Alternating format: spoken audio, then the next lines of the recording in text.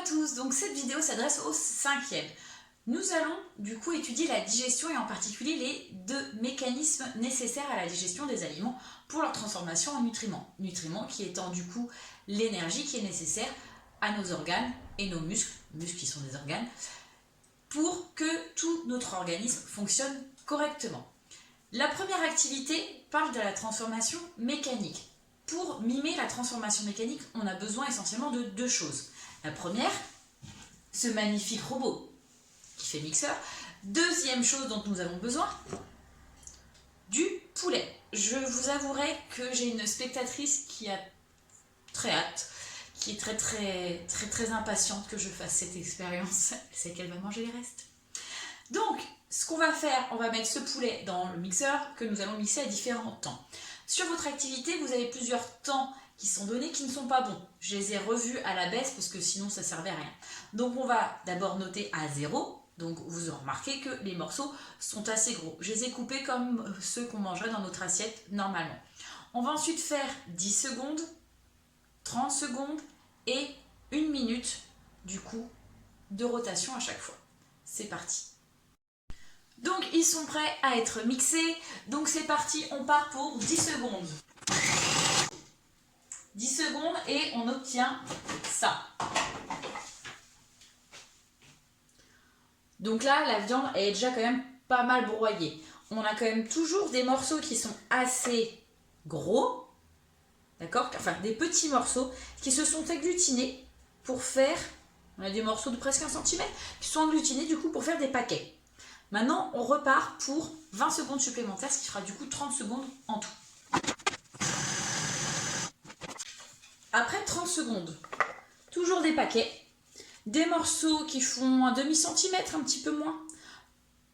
D'accord? Donc voilà, on va dire 5 mm à peu près. Et pareil, qui s'agglutinent pour former des paquets. Donc on est passé de morceaux d'à peu près 2 cm à des morceaux d'1 cm, mais très fins. Puis maintenant, on est passé à des petits morceaux d'entre 3 et 5 mm.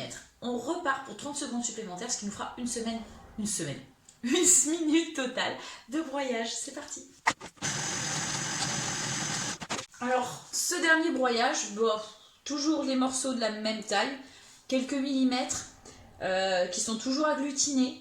Je ne peux pas broyer plus petit que ce que vous voyez du coup ici en surface.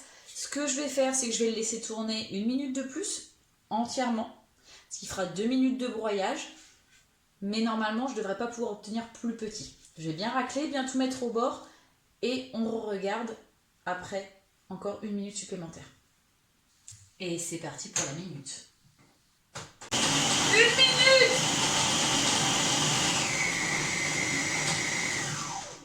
Une minute.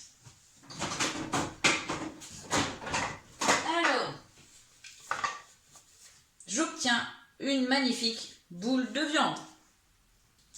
Toujours des morceaux de quelques millimètres. Donc on obtient une viande qui est hachée, d'accord, qui est hachée assez finement. Là, ça fait une espèce de pâte, d'accord, mais du coup, voilà, ça fait une espèce de pâte. Je vous laisse voir. Mais finalement, voilà, j'obtiens plein de morceaux à peu près de cette taille-là, de 1-2 mm, qui se sont tous agglutinés pour former ceci. Et là, je n'obtiendrai pas plus, je pourrais la laisser tourner 30 minutes cette viande, je n'aurai pas plus que cette bouillie. Voilà. Donc, à partir de ça, va falloir que vous répondiez aux questions de l'activité 1 et que vous compariez cette bouillie qu'on a obtenue à la bouillie qui a été obtenue dans le manuel. Photo du manuel que je vais évidemment vous mettre en pièce jointe dans Pronote afin que vous puissiez faire votre travail correctement. Donc ça, c'est pour l'une de mes 5e.